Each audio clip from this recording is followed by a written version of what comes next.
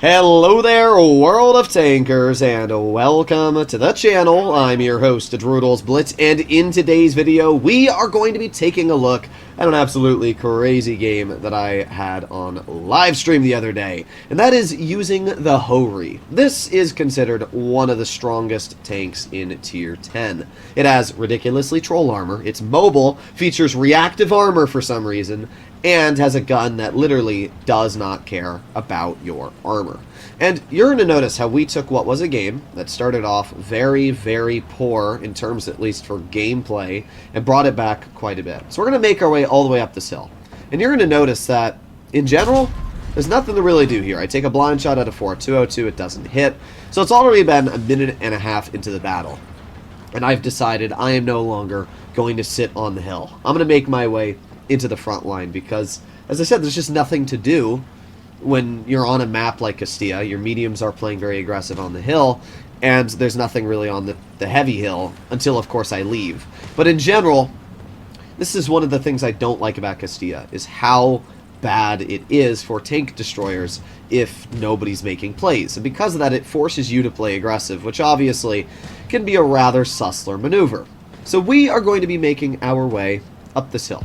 And the first thing we're going to do in this game is we're going to try and take advantage of that 60 TP if he gets spotted. Our team's not doing great, but we do get a clear into the 4-202 as he does get stuck, so that's quite nice. And as we can see, there is the 60 TP spotted on the other side of the map. So we're going to aim it on his tank, and there you go. Nice. We got a 600 damage shell into his vehicle. That's already pretty good. And you can see the incredible DPM this vehicle features. We're going to load a premium AP and butter right through his upper plate, dealing 521 damage. He hits our gun. I mean, to be fair, he is shooting 350 meters away at a Hori, so the chance of actually penning that is very slim to none.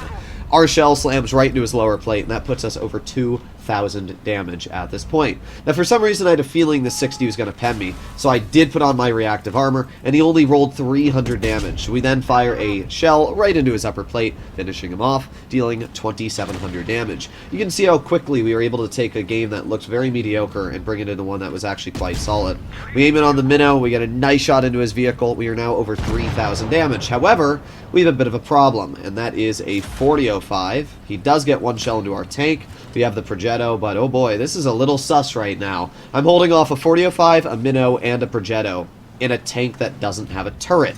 Now the Progetto thinks he's hot stuff, throws his tank away, so just like that we have cleared his vehicle. So now we are going to see what else we can do. Well, the 405 is still chilling over there. We still got the minnow up top. Oh boy, the 405 shoots, makes me believe he's out of shells, so because of that, I'm going to poke this minnow. We're going to load a premium AP, and we butter right through his tank. That's 498 damage. However, he hits us back for 400 as well. At this point, I've realized jumping off is the most important thing to do, and this is the position that you saw in the thumbnail for today's video.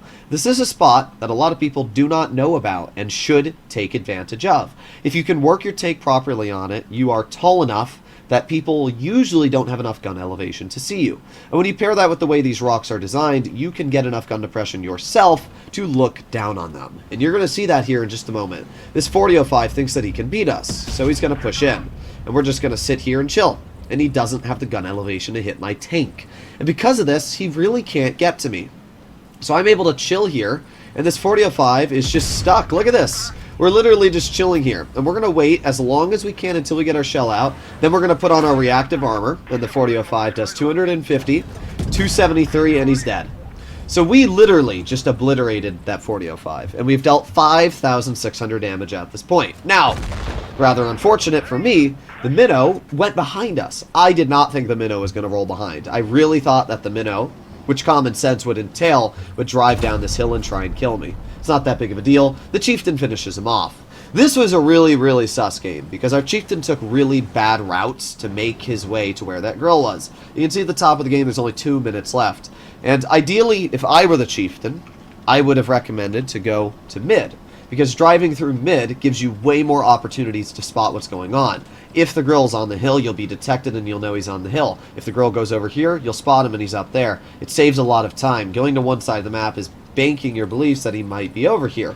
But thankfully, as we can see later on in this battle, this grill gets spotted. But there's only 45 seconds left on the game right now. The grill gets detected. Chieftain gets shot, and he misses the grill.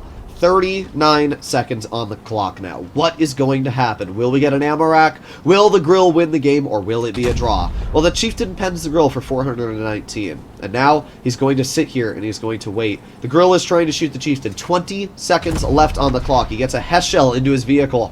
Ooh boy, it's getting close. 800 hit points left on the grill. Literally all the grill has to do is not poke. But he pokes again. He gets shot again. 410. A slight high roll from the chieftain. This chieftain is very lucky. He has high rolled every single shell. And this grill is sitting out in the open. The chieftain fires a Hess shell at him and finishes him off with 4 seconds left on the clock. I have never seen a grill throw game more in my life. But in the grill's defense, even though the grill didn't play it well, in the grill's defense, a draw is a loss for both teams. So if you at least lose the battle, you're still basically having the same result as a draw. That's why I always recommend to people, if you're going to draw out a game, just go out with a bang. You're going to get more damage out, and it's going to have the same result on your stats. So if you try to be the little guy that runs away, you're not doing anything but wasting 7 minutes of everybody's time. This game, we did top of the team, quite obviously, with 5,600 damage dealt, and we took what was a terrible result, and we were able to turn it around into a really, really good one. And it shows that you don't always need to camp in your tank destroyers. Now, obviously, if we were in a grill, that might have been a different story, and the result of that game probably would have been a loss. But that's the difference between a grill and a Hori, and it's why you don't drive a grill when you have access to a Hori. It's that simple. The Hori is such a good tank, and that position that you saw allowed us to beat that 4005. If we were in the water, 100% that 4005 would have full clipped us and we would have died. But just from that one position we made, we were able to take a defeat and turn it into a victory. On a secondary note, I would highly recommend to grind the Hori. If you are deciding what tank destroyer you want to go for next, I would say that this is probably one of the best. First of all, if you're not the best at the game in terms of aiming, this tank basically doesn't care because it has 410 millimeters of premium AP penetration. In other words, it doesn't matter how much armor you have, you're going to pen everything with this vehicle. The Hori also features very troll armor. Its entire hull is 260 millimeters frontally, apart from the thin bar on its lower plate. The vehicle reaches a top speed of 45, it reverses at 20 with a decent power to weight, and it has great DPM at 3100 with good accuracy, and overall it's just a really, really solid vehicle in terms of the gun. Oh yeah, something else about the gun, you only lose 15 damage per shot going to your premium ammo, 560 to 545. Basically meaning there's no downside of just spamming gold all day. So when you add all those things together alone, the Hori is incredible, but then it also features sandbags, and not sandbags, reactive, meaning that you can reduce 27% of the damage you receive. So it's fast, it's got armor, it's got a gun that doesn't care about your armor, and it's got DPM. I mean, it really is just the jack of all trades. It is a large vehicle, but it actually has really good camo values. It's 70% camo while stationary. Let's compare that camo value to a much smaller tank destroyer like a Foch, and it's actually more than a Foch. So it shows you the camo values on this tank are actually quite good. I mean, you can compare the camo on this tank to even like a grill, and the grill's camo is quite a bit worse. So in general, the Hori just features a really, really solid gun, and it's just one of the best tank destroyers in the game currently.